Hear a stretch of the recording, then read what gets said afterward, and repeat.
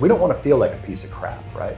But righteous anger is the anger that I think is justified for some reason, but I take it to the extreme. I come from a military family, right? And pretty much every male in my family has served during one of the major wars that's happened, going all the way back to the Revolutionary War. So I said to myself, well, it's time to do something. 9/11 was a big switch for you. It was, absolutely. Right. So what did that do for you? The Twin Tower, one of them was smoking at the point, the second plane had that. Yeah. And then when the second plane hit, and I started realizing, America was under attack, shame, that's the one that keeps us quiet. That's the one that doesn't allow us to disclose what we're going through. Our most basic need is gone overnight, and we throw an identity crisis in the mix. That's right. It's no secret as to why now all of a sudden we're seeing, 3 times more likelihood of suicides and et cetera upon getting out. We become grandmasters to look for the negative things. And what are we doing if we're not seeing the negative thing? We're re-scanning for negative things. Sure. And if we aren't finding the negative thing, what do we start doing then? We start hunting. Hello, friends. Welcome to episode 2 of season 2 of the Mastering Military Transition series, the Prize podcast. We have with us today Dr. Ben Iobst. We had him on before, and I was like, you know what? I can do a better job. So thank you for coming back. I really appreciate your time. Dr. Ben here was in the Army from 2003 to 2008, Infantry. That's right. Did several combat deployments in support of Operation Iraqi Freedom. Did 16 years as an police officer, in Allentown, and you're still a police officer for Fountain Hill, is that correct? That's correct. Yep, I do part-time work. Awesome. And then you work, you do some teaching over at Northampton Community College. I do, yep. And then you're also a founder at BTI Consulting Services. That's right. Yep. Which is pretty sweet. You've had an incredible journey, my friend, and your degree is psychology-based. That's correct? Yeah. So very incredible story. I really enjoyed talking to you last time and hearing, the ups, the downs, and everything in between. And what's awesome is because we've done this before, I get to now pull out all of those little nuggets and make this packaged properly for all of you. So thank you. And let's jump in, yeah? Let's do it. All right, my friend. I would love to hear from you, like, if there's someone who's watching this who is just like a badass, a hard ass, tough as nails, but inside they're like secretly just burning up. Yeah. Right? What do they need to hear first? So 2 things really come to mind for me. The first thing is everything that we do and did in the military and in the first responder world, when it gets bad, when the bad things happen, what do? We shut down and drink? Well, what do we do operationally? We call for more people. Right? And then that's what we're trained to do. That's our nature.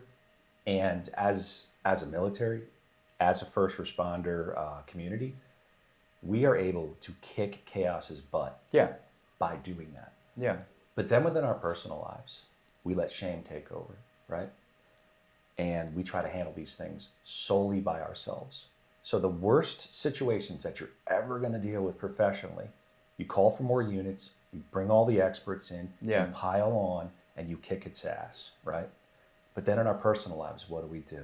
Right? Yeah, we do the opposite of everything we're trained to do, and then we wonder why that mission fails. Interesting. So how do you make that operational? So the biggest thing is the willingness to communicate with one another, right? And getting involved with communities of healthy first responders and veterans. We have a lot of good guides out there, right? A lot of good people out there that are willing to guide us in the right direction, right? But the biggest thing is we have to get out of our own way. And shame is a dangerous thing for us, right?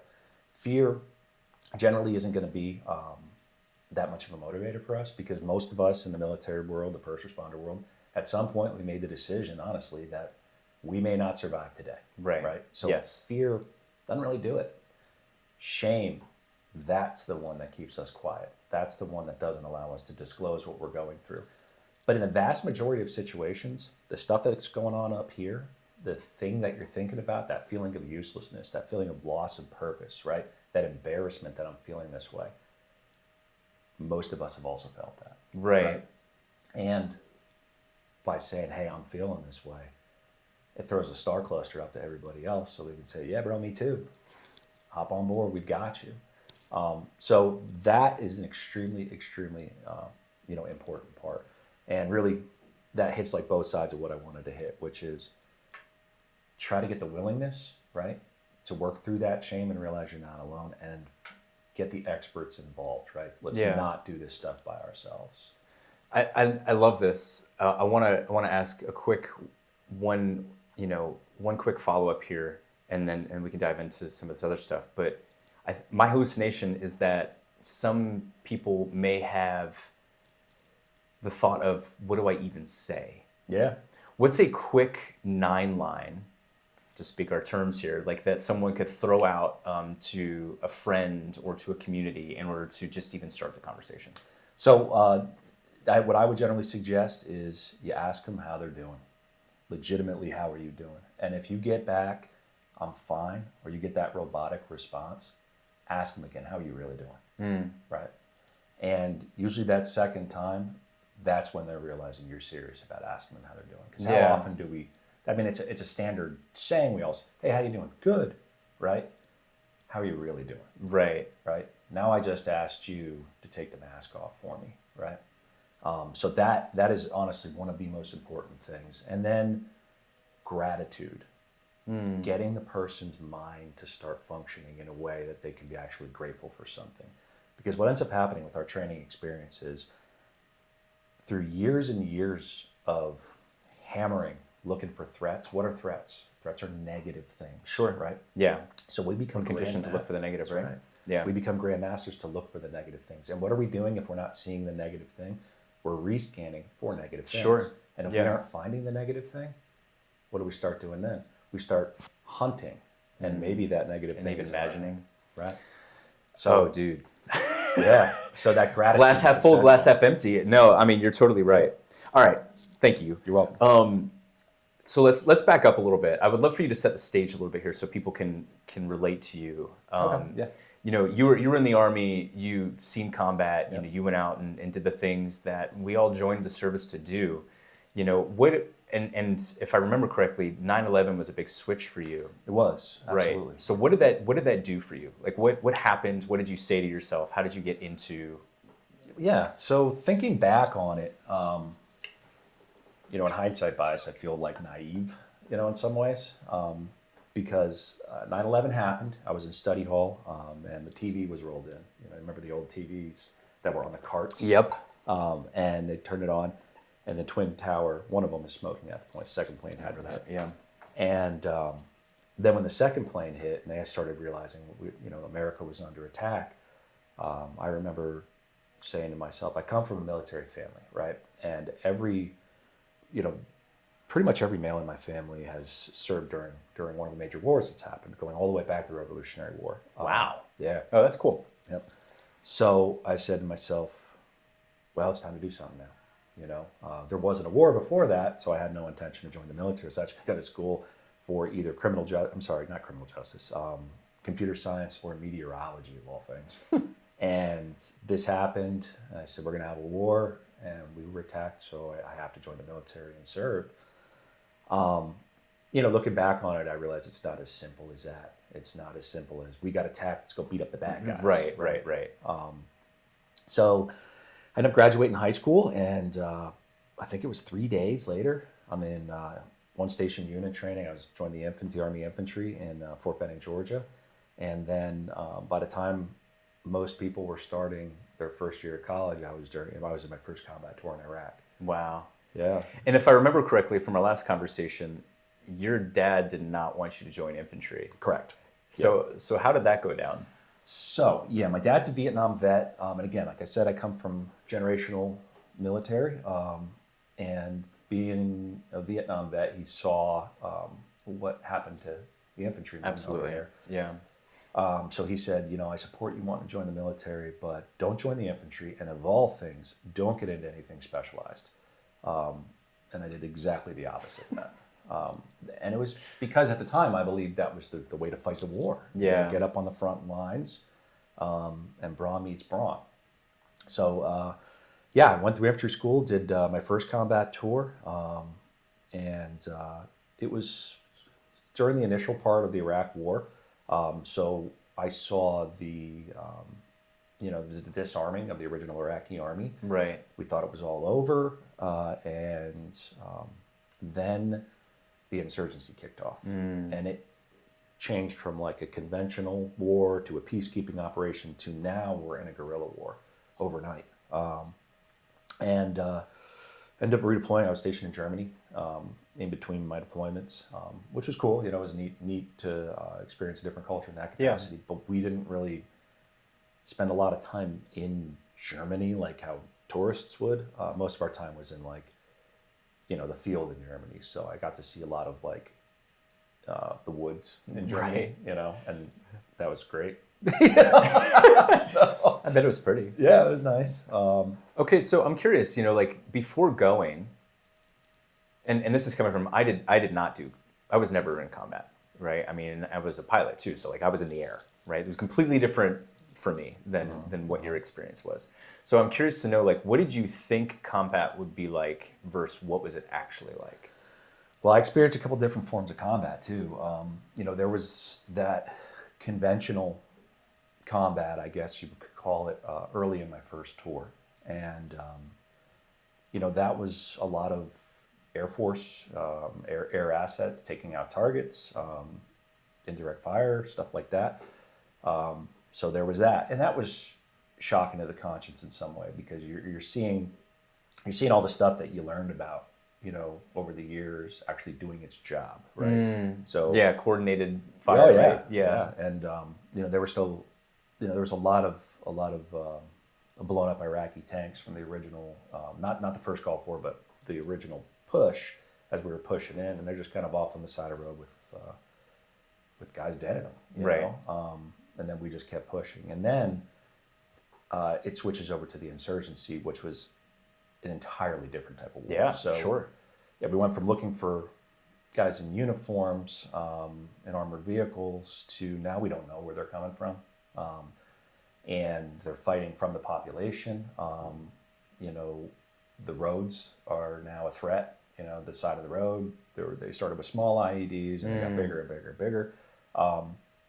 To the point where my final tour, they had some pretty smart IEDs. They had IEDs that could really cause some damage. Sure. They'd set one IED off, and then when a crew would come in to assist, they'd hit the other crew with a daisy chain of other IEDs. And you'd have multiple vehicles, many casualties, all at the same time. What does that do to your psyche?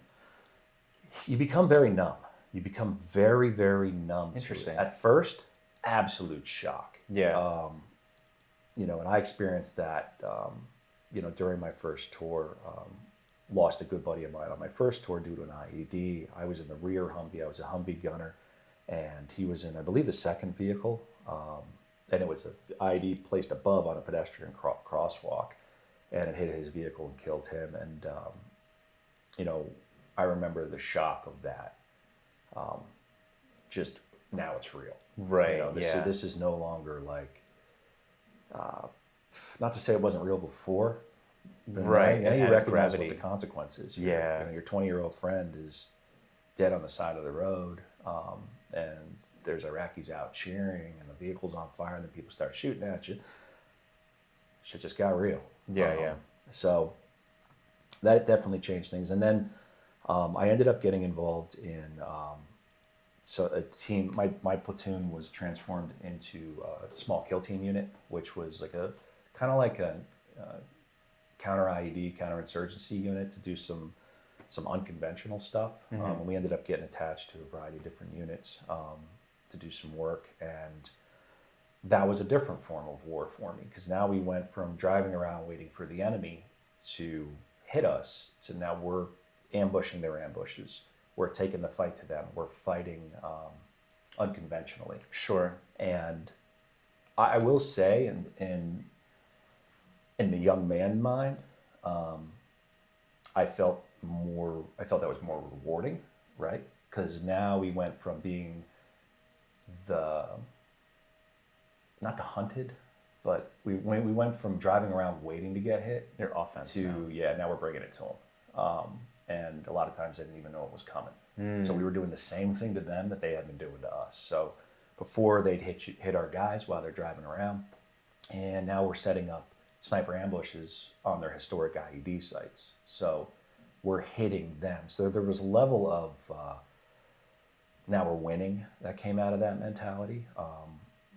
But then it started to change. We took a lot of casualties. I was in the Battle of Ramadi doing that type of work, and we took a lot of casualties from my platoon, just guys wounded, and then a real good buddy of mine got killed. And then come 2007, I remember the election campaigning was starting, right? And everybody starts, both sides were saying, we're going to end the war in Iraq, right? I literally had just finished my worst deployment ever, right? And we are still slugging it out in Iraq. And now we've got the two potential future leaders of our country saying, we're just going to turn it off like a light switch, right? And it really made me kind of go, what are we doing? Yeah. If you could turn this off like a light switch, but we're fighting this hard. Why did we turn it on? Yeah, why did we turn it on in the first place? And how important is it to them if they just turn it off like a light switch? Right, yeah, I understand, yeah. Yeah, so I made the determination to get off active duty at that point, finish up my active duty contract, and returned home. And so that was the impetus? That was the impetus, yeah. Interesting. Yeah, it was a combination of a couple things. So, all right, I mean, wow. I did not get that last time. Thank you for sharing that piece. It's very interesting. And it's wild to think that how impactful the words of the leaders that we have can really be. I mean, I guess you know that, but wow. Yeah. Anyway, thank you. Yeah. So you came back, you get into the policing world, and the wheels start to fall off. That's right. When did you realize that something was just not right? I think I was the last to figure it out. Yeah. Realistically, I know I came home and originally I actually had told my dad I wanted to take a year off. And he said, absolutely not. He said, no way you're taking a year off. He told me his story that he had took what he thought was going to be a year off when he got home from Vietnam, and it turned into, I think it was 8 years of heavy drinking. So he said, you need to get right to work and figure something out. And he actually had made contact with some administration at the Allentown Police Department and said, my son's coming home from the war, let's get him taken care of. They, it wasn't like a shoe-in type of situation by any means, but it introduced me to the process to become a police officer. So a month after I returned home from my active duty time, I was in the police academy, and I enjoyed it. Police academy was not physically hard compared to what I've been doing in the military. Now would it be physically hard? Absolutely. I'm 41 and out of shape. But back then I was still in really good shape. But academically it was a lot more difficult. Okay. You really had to learn a lot with laws and things like that and procedures. Was there a mental shift that had to happen as you got into that? Oh yeah. You go the speed which you function at when things happen. It has to be careful, methodical, and take into consideration collateral damage as a police officer, right? Our job is to take care of the entirety of the community. Right. As an infantryman, my job was to destroy the enemy. And, right. While we tried to avoid collateral damage, it wasn't super high on our priority list. Whereas in the policing world, you can't. I mean, there's none of that exists. Every round you fire, you own. So if bad guy starts shooting it out with you, you shoot, you miss, you hit a house, you just shot an innocent person's house. Whereas that was not really taken into consideration in war. I could see that. Yeah. So get through the police academy. Again, I enjoyed the police academy. I got through FTO pretty well, and then got into patrol work.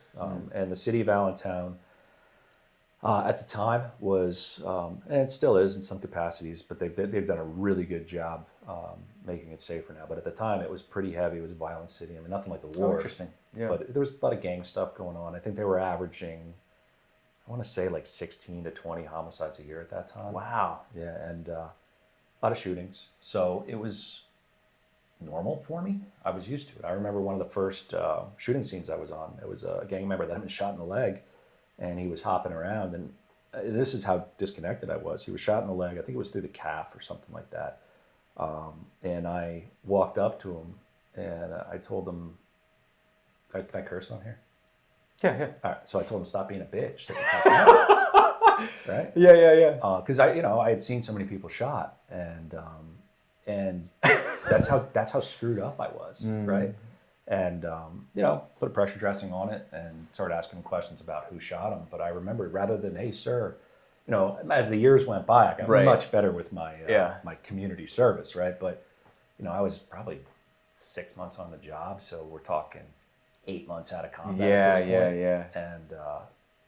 And I was very disconnected. So here I am, I got a shooting victim, and I'm, rather than being, hey sir, you all right? Let me take care of that for you. I told him he was a pussy and he needed to sit down and stop crying. Wow. So I was very disconnected. It's funny you say that. And obviously I didn't go through combat, like I said, but one of the things that I found to be the most difficult thing for me personally, well, one of them, of getting out was like just figuring out how to talk to civilians. Yeah. Because we don't realize like the language that we use in the service is so different than in the civilian world, regardless of what you get into. And I remember the first time being on the job and saying something that I thought was pretty normal, and then looking at me and being like, you can't talk like that, bro. Yeah. And even within each specific industry, there's buzzwords, there's ways you speak, but the military and the policing world, I'm sure, there's a level of, we're used to the extremes, so even the way we communicate is very extreme. And that just becomes what you gravitate towards because you're exposed to it so much. And so going back to my story, I come from generational alcoholism also. So I had started drinking in the military, and who didn't? Yeah, right. And then it not that it's necessarily right, but sorry, go ahead. That's all right. And it slowly crept up on me.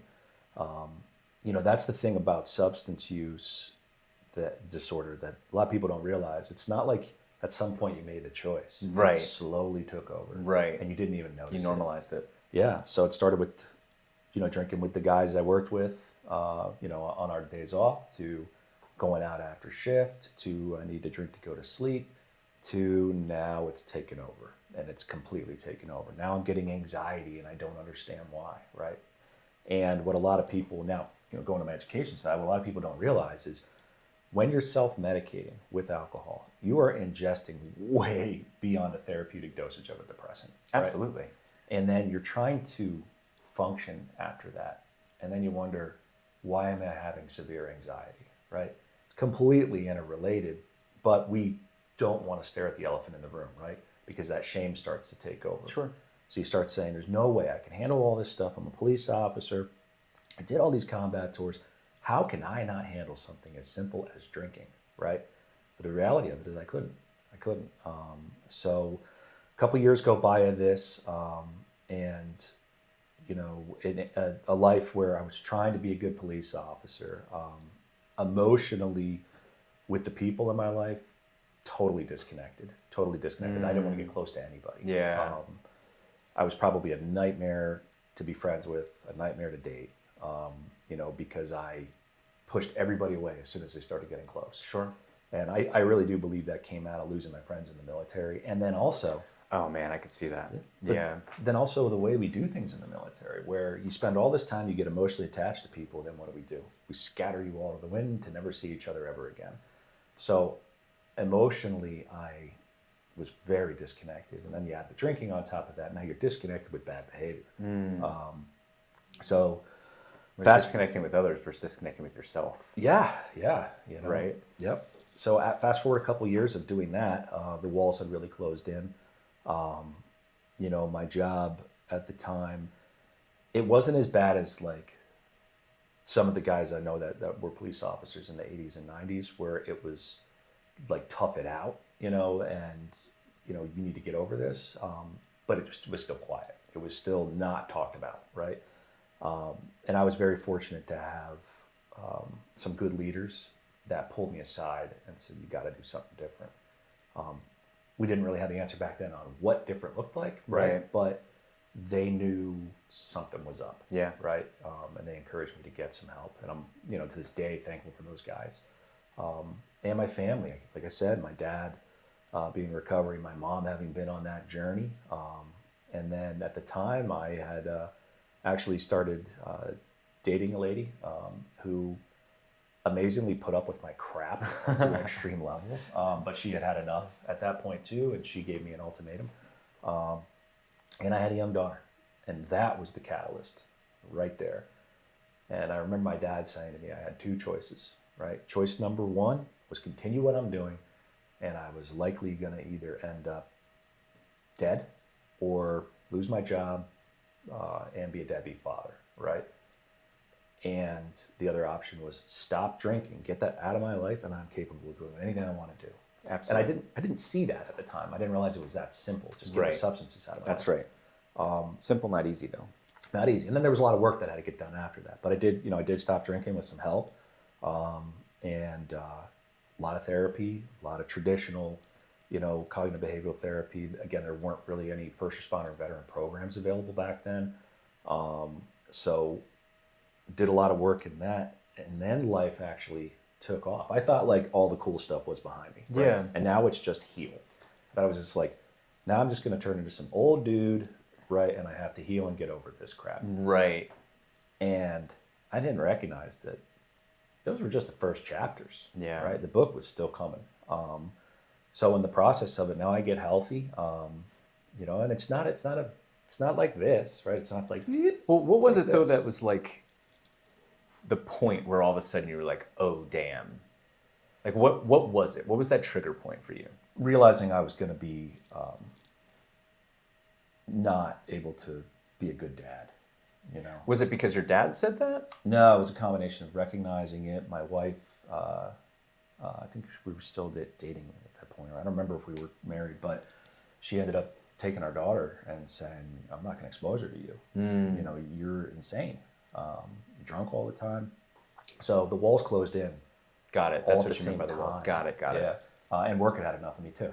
The So leadership. this is like the rock bottom. Yeah, everything had closed in, and I had to make a choice. And but then my dad gave me what those choices are because it seems so complicated. I'm like, why does everything seem out of control? And he just laid the two choices in front of me. What would you say to someone who is maybe going through a very similar thing and doesn't necessarily see the simplicity of the choices ahead of them, even if it's not easy? Because I think we tend to confuse simple with easy. Yes. Do your absolute best to be willing to listen to somebody who's doing it in a healthy way. Chronic uniqueness is the most dangerous thing in the mental health world and especially for us. So shame is dangerous and chronic uniqueness is dangerous. What do you mean by, what's chronic uniqueness? So chronic uniqueness is basically, there's a system, there's a process of mental health. It is complicated and simple at the same time. Sure. Right? And if you see somebody that has many of the same traits and history as you, and their program's working for them and many, many like them, which includes probably you, give it a shot, right? Rather than telling them on the front end, no, I'm a little bit different, so I'm not going to do that. And a good example I could use of that is, say we have a veterans trauma group, right?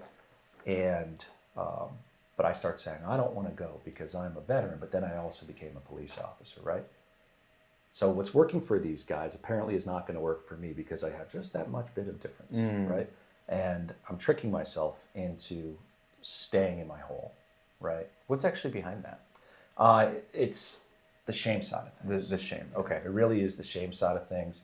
And it also is, within that shame, it's actually saying for once, I can't handle this, right?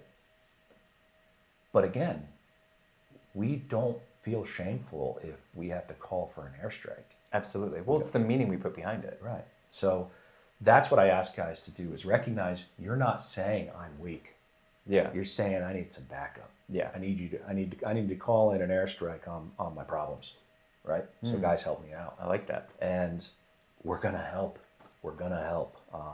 So in the process of this, I end up, I'm going to shorten this up. In law enforcement, I end up getting into hostage negotiation. I end up getting involved in crisis intervention response, which is helping people with mental health issues, get stabilized. A lot of, negotiating with people that have severe mental health issues, suicidal, things like that, and getting them help either through, social services, or sometimes you got to arrest them, right? You got to help them with their own bottom, and then the court-ordered mental health therapies in place. Fast forward, we start realizing, okay, we're doing all this stuff for the public, right? But our guys are still not healthy. They're not doing well. The average life expectancy for a first responder is 16 to 21 years less today than the regular person, yeah. Right, which is actually short. We have a shorter life expectancy than a combat veteran, Which is just wild. Yeah, it's sad. So I started really getting interested in the peer wellness side of things. And we started locally within our department, and then we branched out and created a larger peer organization, and then just kept getting bigger and bigger and bigger.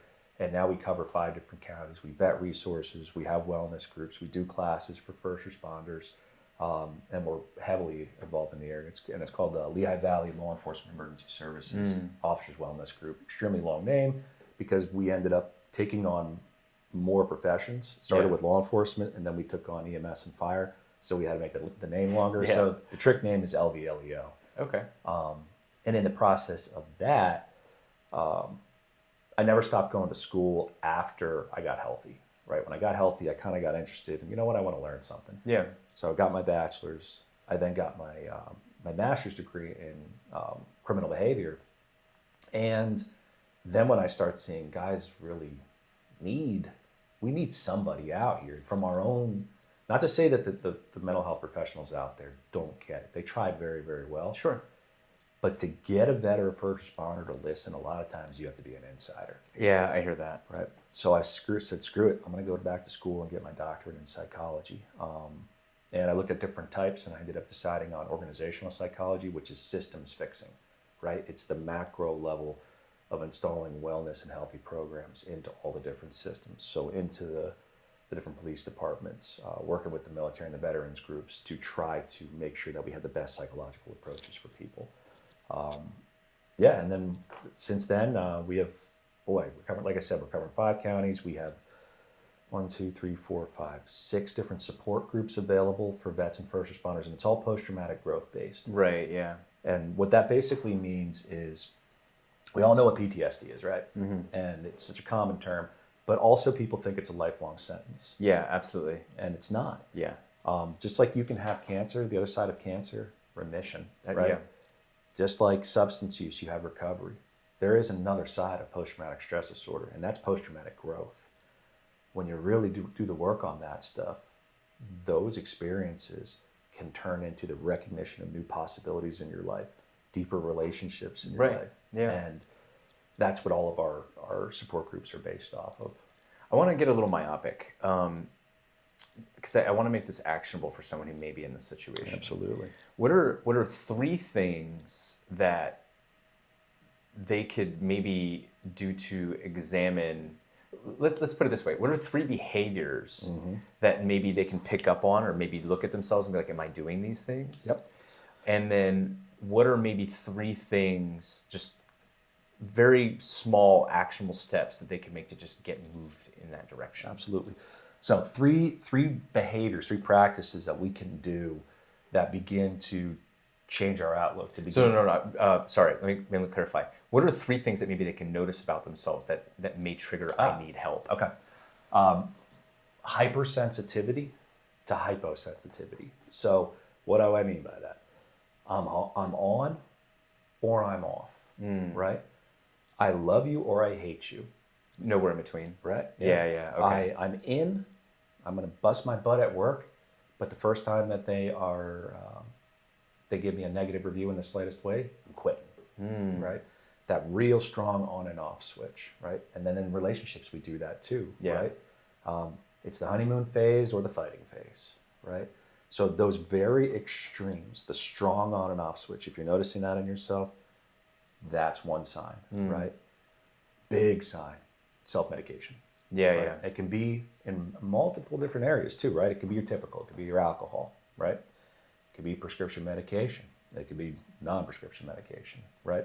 One thing that we see a lot out there, this may not be the most popular statement, but with medical marijuana cards, people are saying, "Oh, well, it's okay now; it's legal." Right? People have been abusing prescription oxy for years, right? Just because you're prescribed it doesn't mean you're not abusing it. Yes. So that's something to look at. If it's becoming just a coping mechanism, like, can it be helpful for anxiety? Can it be helpful for things? Yes, if used as prescribed, right? But a lot of people aren't using it as prescribed. They're actually self-medicating with it. They're doing the same thing people did with oxy. But within that, are we self-medicating with substances? Is our addiction in other areas? Are we a workaholic? Do we have a sex addiction? Do we have a spending addiction, right? Are we gambling? That's another huge, huge sign. And that third territory is quick to righteous anger, right? That's that Righteous anger. Yeah, it's the most dangerous type of anger for Yeah. people like us. So we don't want to feel like a piece of crap, right? But righteous anger is the anger that I think is justified for some reason, but I take it to the extreme, right? Driving down the street and I get cut off, right? Boom, I go off. Another big one, infidelity. Wife screws around, so I'm just going to fly off the handle and go beat up the other guy, right? We go to those extremes very, very quickly. Again, or the hardcore isolation. I will deal with no one. I am running from society now. I'm going to completely check out, right? And I'm going to convince myself in some way, shape, and form that I'm so much different than society that I can't be around them. Right? Yeah. And that's that chronic uniqueness again. That's that dangerous chronic uniqueness that's going to keep interesting. us stuck in our sickness. Yeah. Well, it's justification. It's avoidance. Yeah, it really is. And so what are 3 things, small steps, like they can do immediately to just break the cycle and go get the help they need? So first thing that I would say is if you're local here in the Lehigh Valley or anywhere in kind of Eastern PA, get to one of our support groups. Just give it a shot. If you don't like it, you don't have to come back, but we don't have many people that don't come back. They come back because they see it. It's a brotherhood leading you in the right direction and sisterhood. To get to that, BTI Consulting Service.com/TORW, right? And our flyers on there. And then that's a post-traumatic growth meeting. Now, what that does is it facilitates the first recommendation, which is get around 3 to 5 healthy people. We become the average of the people we spend our most time with. Yeah, I couldn't agree more. So getting around 3 to 5 healthy people on a frequent basis that are going to try to guide you in the right direction. Again, if you're local, we already have them for you, right? Just come to the meetings. Second recommendation I have is wellness practices of gratitude. Starting to break that cycle of negative thinking, right? So we're looking for threats all the time. And I'm not saying that we need to walk around aloof out there, right? We're still going to want to be safe and scared for threats. But in the process of it, we also have to begin to practice, what do we like? What's the positive stuff, right? We became so out of practice to it. If you ask a 5-year-old kid, of all the things they think are pretty and cool in the room, they're going to find them all. Yep. Where do we lose that? Yeah. Right? So we have to start practicing cool that analogy. again. Yeah. And it's very simple. It's every day, and you practice this with your 3 to 5 people, right? Every day, share with them one thing you're articulately grateful for in your life, right? And now you start to practice that again. If you're so negative and so stuck in it that every situation you're walking into, you're hating life, you're angry, practice it everywhere you go. So you walk into a room, you scan for your threats, right? You figure out where you want to sit. Find one thing then in that room that you like, right?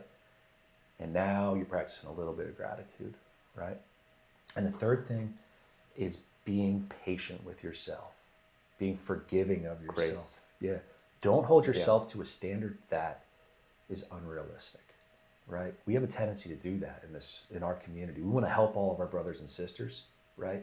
But then we hold ourselves to a standard that is completely unattainable. Absolutely. And it's the self-destructive process. So giving yourself some grace so that you're not constantly up against that razor's edge.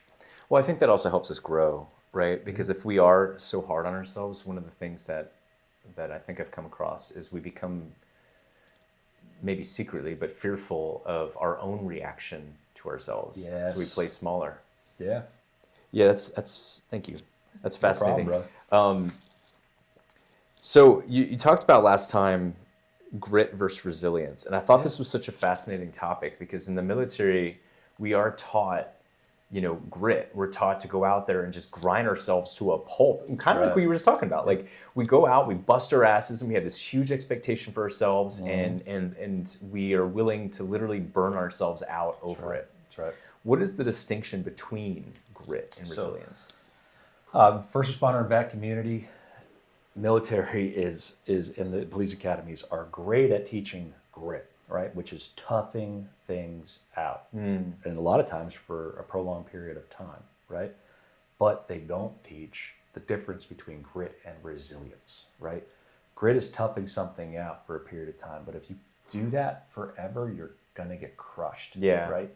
Resilience is knowing when to take a knee so that you can rest a little bit to get back up and recharge that grit, right? So that is a very, very important distinction, that it is not weak to take a knee to recharge your grit. That's what teaches you resilience, right? To gain that wisdom. And how do you develop that, right?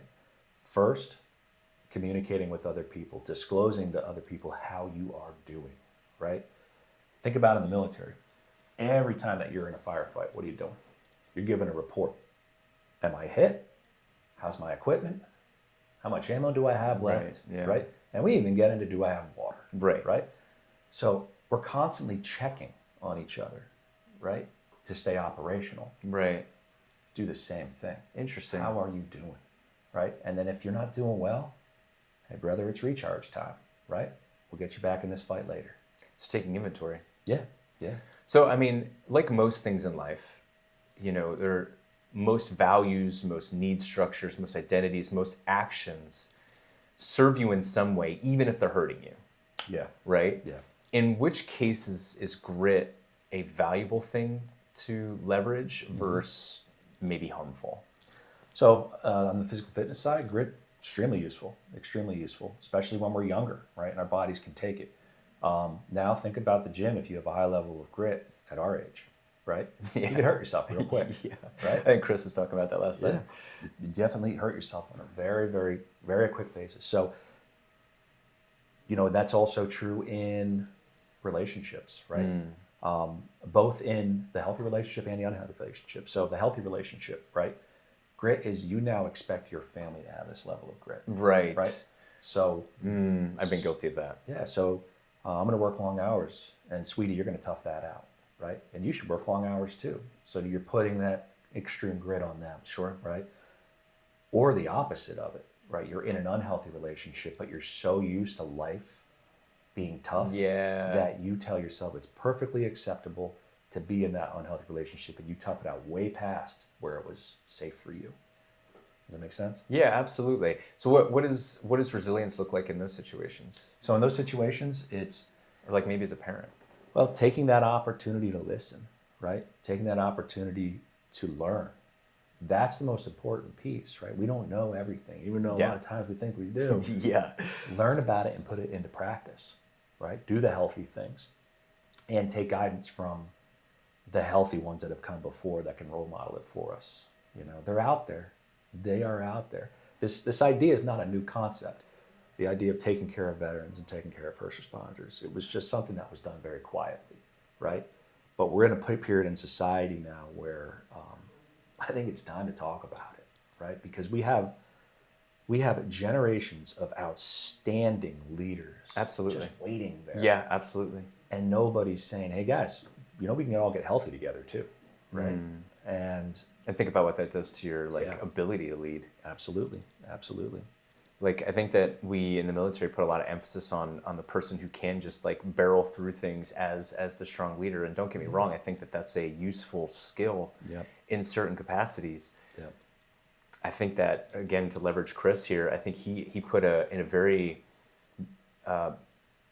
beautiful redefinition of toughness, in that it's being open and raw at a given time. Yeah. That's a level of toughness that we often don't come to learn while we're in the military. Disclosure is super important because it allows that commonality for the person to then share back in return. That's right, yeah. It's so important. How about that for leadership? Yeah, that's absolutely it. I mean, think about it. If you want someone to follow you, you need to tell them where you've been.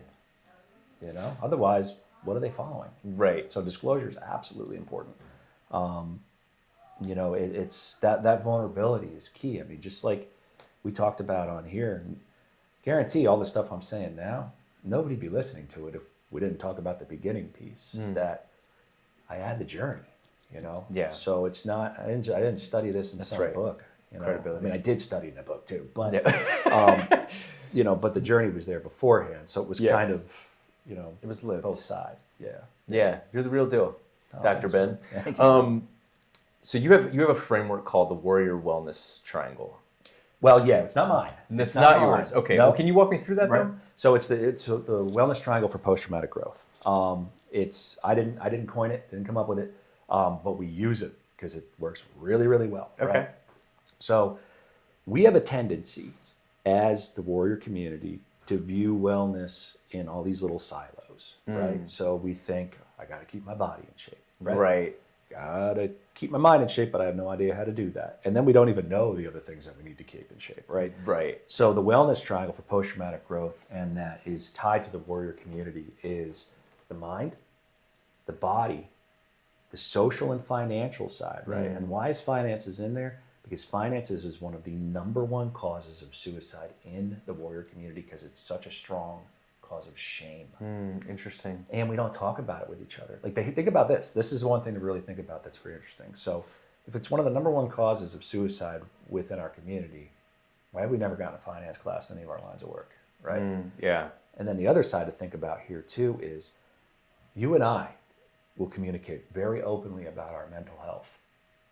Would you feel uncomfortable talking about your finances with me? I wouldn't, but that's me. But our community, that's like the taboo. It is. It is. I think that's pretty common for just our society. Yeah. You know, like you always hear people like, "Oh, don't talk about finances." Yeah.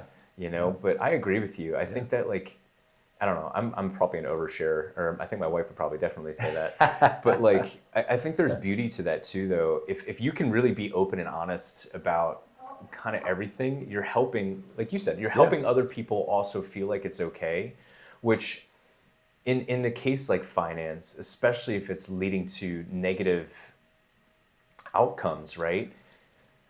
That there's ways to overcome it. There's like, absolutely. Right? Absolutely. It's not a finite problem. Yeah. And there's people to help you. You know? Yeah. That's the other side of our community. Like, we're a very giving group, you know? Yes, we are. We'll pull people out of holes all day long, right? And then teach you how to not fall back in it. But so there's then that social financial side. And then the center is your spirit, if you're spiritual, or your purpose, Sure. if you're agnostic, because something gets you up every day. That's right. And the key here is to not think about these things as the extremes of them, right? So we don't have I'm healthy mentally or I'm not. Yes, right? absolutely. It's not black and white. Yep. It's are we taking steps in that direction? Are we doing some post-traumatic growth meetings, right? Yeah. And that actually works on two territories there, right? Our post-traumatic growth meeting works on our mind and our social, Yeah. right? It's giving us the positive people to be around and working on our mind, right? And then there's the body, and we have to make sure the body's well-rounded, right? So we can't just, I'm going to go to the gym every day, beat the crap out of my body, and end up with busted knees and a bad shoulder, right? We have to stay healthy. So get to the doctor, get checked out, right? Get your cholesterol checked out. If you've been having nagging issues, get them checked out. It's the whole realm of healthy. And stay somewhat open-minded.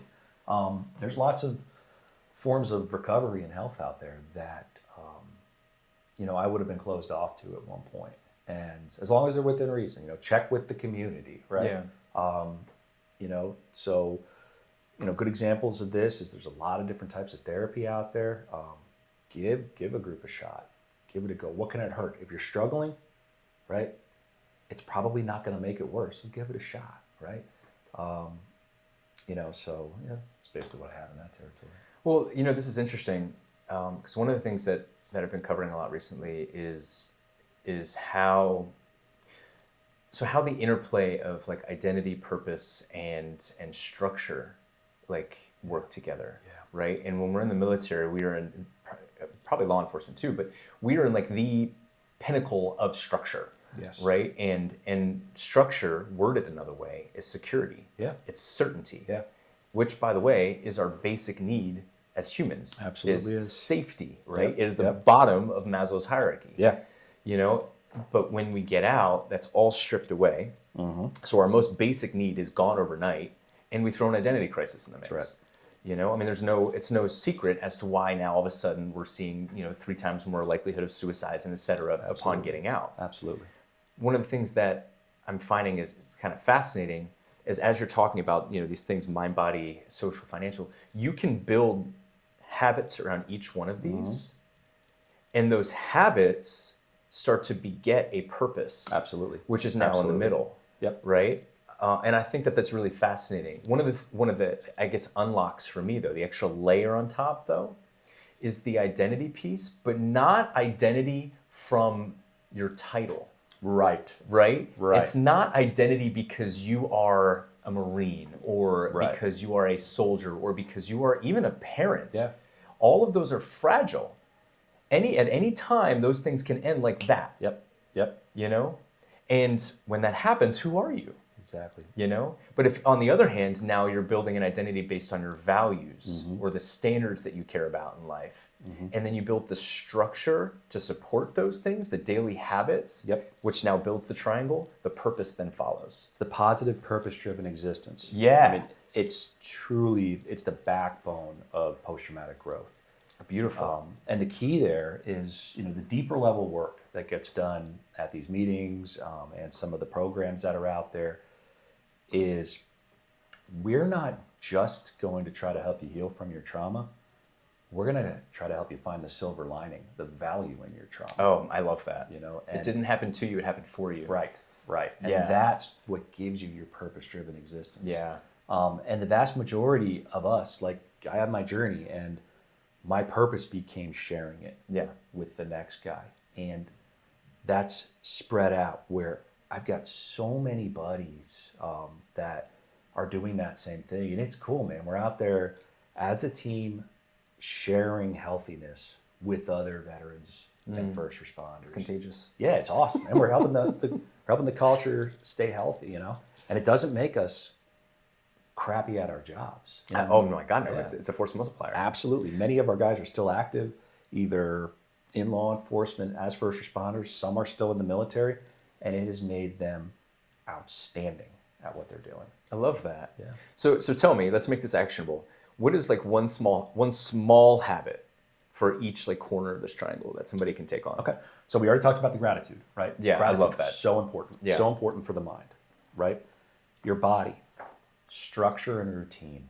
What works for you? I'm not going to give like a tip, like get to the gym and do 5 sets of 10 push-ups. No. Yeah.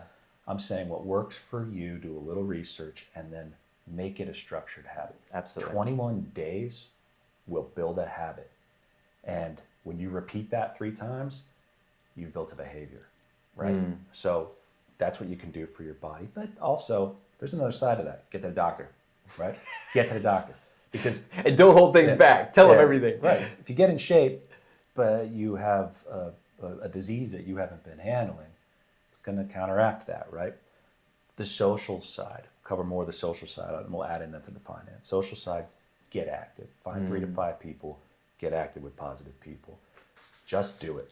If you're nervous, just walk in and do it. You're not gonna regret it. It's gonna be like walking into a room of old friends, even though you don't know these guys, right? It's gonna be comfortable there. Financial side, that was the hardest thing for me to honestly start looking at, right? And simply ask yourself, do I need this versus do I want this? It's not hard. Do I need this versus do I want this? Yeah. I like that. The advice we give our kids, right? But it's so practical though. We can do it for ourselves. And then that center, right? That purpose. Find and ask yourself, and you may need to go back in time to figure this out. At some point, right now we're talking to the first responder and veteran community. At some point, every single one of us believed in something enough to swear an oath. Absolutely. Right? What part of that is what got us to swear that oath. And chances are your purpose is still in there somewhere. Oh, I totally agree. It comes from in here. Yeah. I think a lot of the times we look outward for purpose, but no, it does. It comes from within here. Yeah. But getting around each other, suddenly you start to feel it again. And the purpose becomes, let's help each other get healthy. Absolutely. And you tease it out. Well, I mean, hey, service member, it's in the name. Yeah, pretty much, right? Yeah, pretty much. You know, so all right, here's a challenge. What would that take? What you just named, what would that take, like 30, 45 minutes a day? Not even. Not even? Not even. You know, think about your wellness side, right? So making sure that I scheduled a doctor's appointment, right? If I needed to go to the doctor, I haven't been there in 2 years, probably go to the doctor, right? So I get that knocked out of the way, right? If you do it online, what does that take you? 5 minutes if you have an app? Right. Right? Finding something you're grateful for in a room, 30 seconds if you've been practicing it on a regular basis. Sending 3 text messages to the positive people in your life, what does that take? 5 minutes. 2 minutes. Yeah. You know? And reminding yourself what's getting me up every day, right? And I want to help the guy next to me. And that purpose is filled with those other things, right? Absolutely. So your purpose, if your purpose becomes, I want to help the people around me be healthy, I do that by sending those 3 to 5 messages, right? And I accomplish that by staying healthy myself, by going to the doctor. And at the top, I can't share healthy stuff with people if I'm not thinking positive. Yeah, well, you So it become all- a role model. Yeah, and that's the key, is role modeling for each other, right? Yeah. Well, you have to lead Don't yourself fake it. before you can lead Gotta anyone do it. else. That's right. Yeah. Yeah. Okay. So you hear this, folks. There's a simple challenge that literally 21 days, 30 minutes a day, and it becomes a habit. And you can build on that, right? You can build on this to be like maybe an hour if you want to go to the gym or something like this, a part of that. But I mean, that seems pretty good. I hope that each of us can find 30 minutes a day. Yeah. Work your angles on the triangle. And what that does is that keeps us healthy and well-rounded. Right. Right. So that if one area fails, we got backups. Okay. So building community. So thank you for the segue here. Yeah. I think we talked about compassionate accountability. Like, how does that play into, you know, this triangle that you mentioned, and then also like the community? Yeah. So compassionate accountability is really the idea that we aren't going to enable each other's bad behaviors, but at the same time, we're not going to do to us what we hated being done to us, right? Which is, we have a tendency to shame. We treat our dead like heroes, right? But our wounded and sick, how do we treat them in the first one? We shame them away, right? Yeah. So what compassionate accountability is not doing that. We wouldn't do that to our family. If my daughter does something, gets in trouble, I'm not kicking her out, locking the door behind her, right? If she gets injured, right? I'm not saying, well, that's it. You know, you're out of the family because you got hurt and you're no longer useful, right? We don't do that to our own family. And we say regularly that the military and the first responder world is a family. So let's start treating each other like a family, right? And again, I'm not saying we enable each other's behaviors. We don't say, hey man, you know, you're out drinking and driving every day, but I love you. I'm still gonna take care of you. It's, bro, we need to get right here. Like, treat them like you would your brother, right? We're gonna fix you. We're gonna help you get fixed, right? But within that, not shaming people for the needs that they have, right? Being understanding to the fact that people struggle, being understanding to the fact that they may not be healthy and we got to help them get healthy. That's the key. So that's that compassion and accountability. It's compassion within bumpers. So this is more of a personal curiosity, because I think that as at least I've gone through my own journey here, I can recognize pretty early now when someone is in a mindset that's not serving them, in ways that could be hurting them. And sometimes I'll struggle with finding the right way to not, like, I'm not going to let you do that.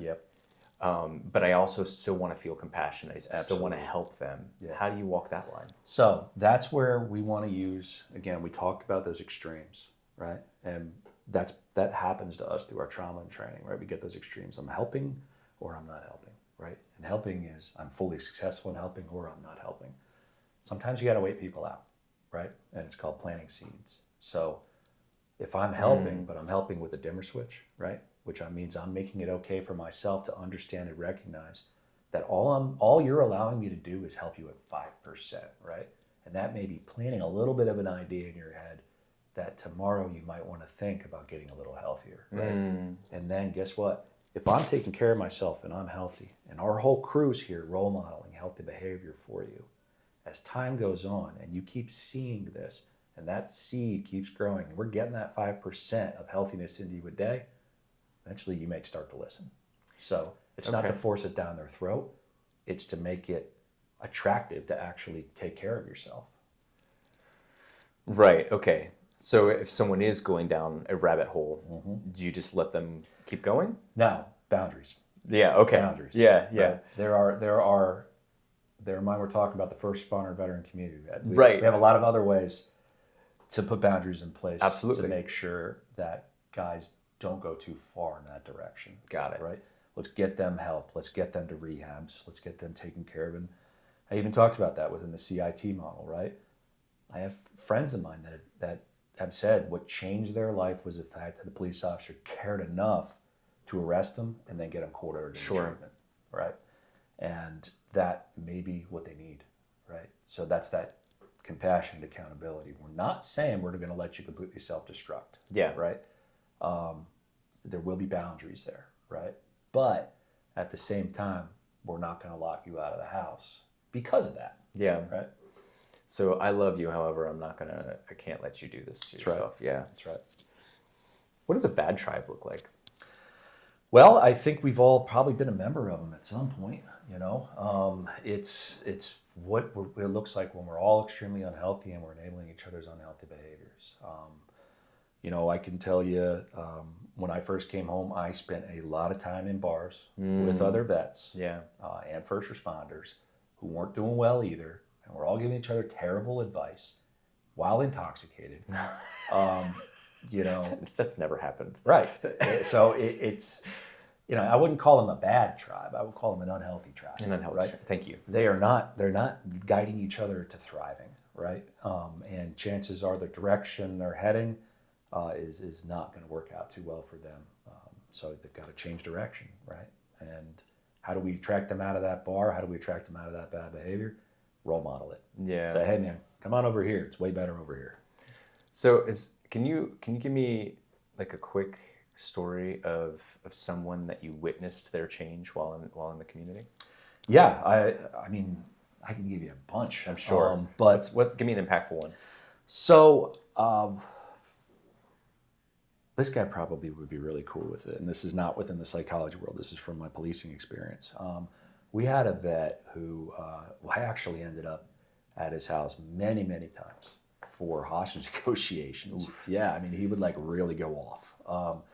And what we ended up doing was we just didn't quit, right? We just kept offering the help, And one of my buddies, Justin Wright, awesome dude, is a community intervention specialist. He made it his mission to keep offering that help on a regular basis. And it ended up, because we were all working together, he did need to get arrested, right? And then he was ordered, you've got to go along with the plan.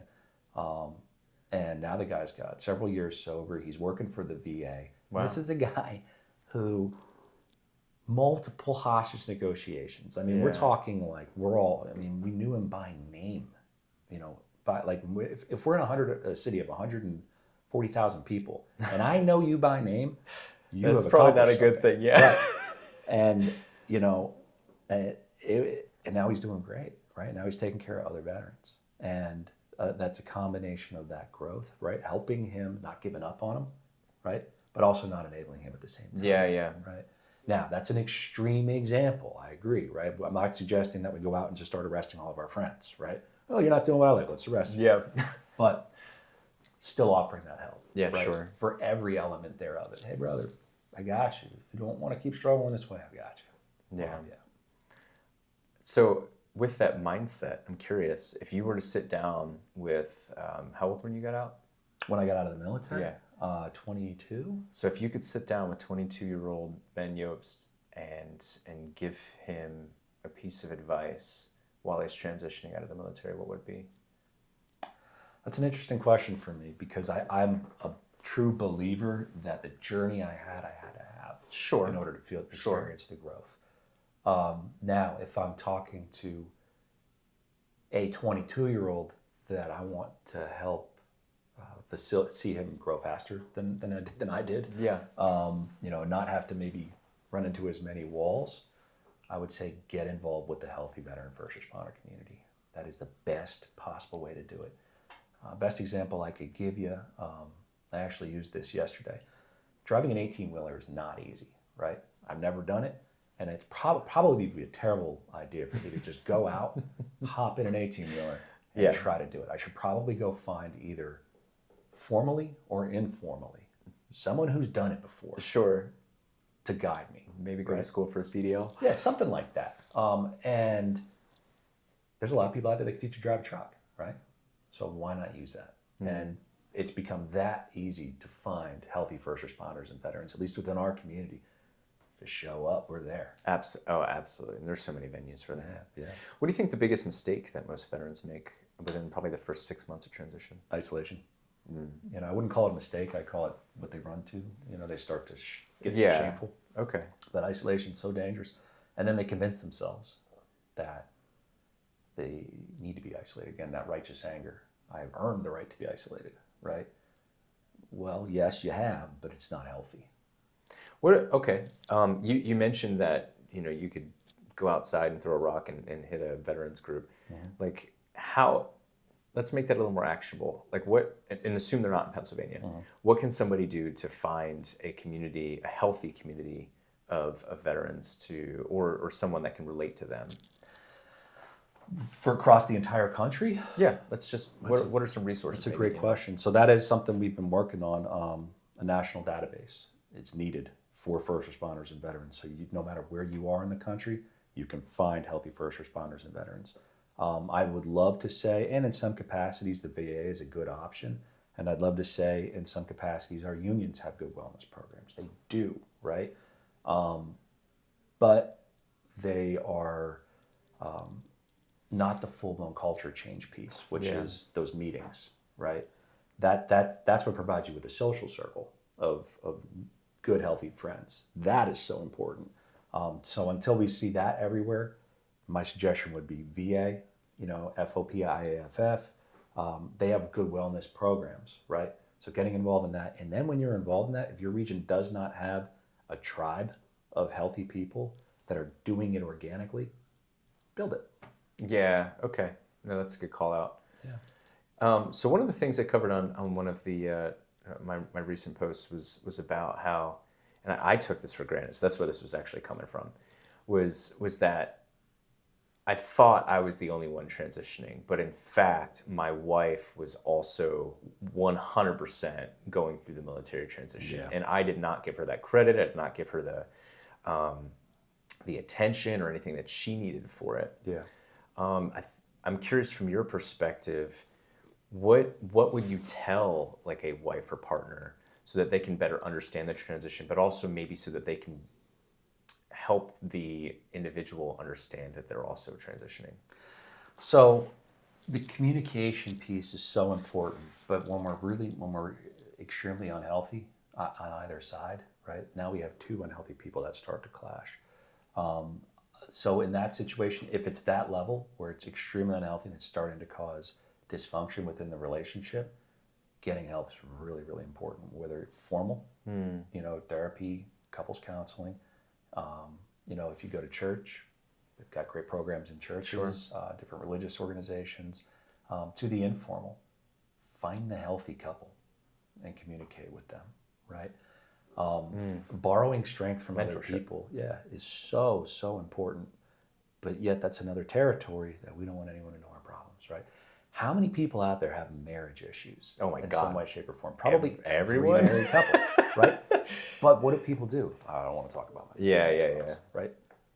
Well, that might be why our divorce rate's so high in this country, because we're not sharing advice and sharing the wins, right? We don't share the wins. Hey, my wife and I had a disagreement, and we actually came up with an awesome compromise. What do you actually hear? What do we hear? Because it goes back to that negative. what do people mostly communicate about when things go to crap? Absolutely. Oh So my God, yeah. Yeah, so you go on social media, you're not seeing Oh man. tons of husbands and wives sharing about how they got through an argument or how they compromised. You're only reading about the person that's going through the horrific divorce, right? So seeking out more of that positive is extremely important because it's there. It really is there. The good is always there. The bad is always there. It's always what you magnify. Absolutely. And it's really hard to do with media and everything these days. It is. Well, it's because what people want to see is dramatic. That's right. That's right. Yeah, I was just joking about like remember what was it 2 weeks ago when they were like, oh my God, we're going to get more snowfall than we've ever seen. And it was like, we got a foot. Yeah. Yeah. Snowmageddon. Yeah. Catastrophizing, it gets people's attention. It does. It sells. But at the same time, it throws people off balance. It does. Right?